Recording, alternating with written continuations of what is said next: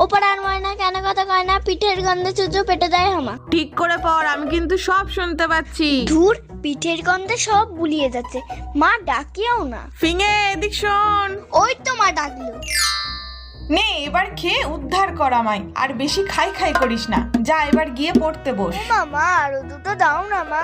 না আর না, বেশি খেলে পেটে ব্যথা করবে। মা ঘুমিয়ে পড়ে তারপরে আবার খাবো। এত সুন্দর পিঠে কেউ ফেলে রাখে নাকি? মা তুমি ঘুমো আর আমি খাই।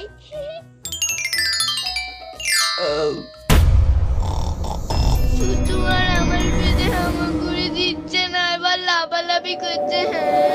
কি হলোটা কি? রাত দুপুর বেলা এত কান্নাকাটি কিসের? ও মা, আমার পেটে খুব ব্যথা করছে।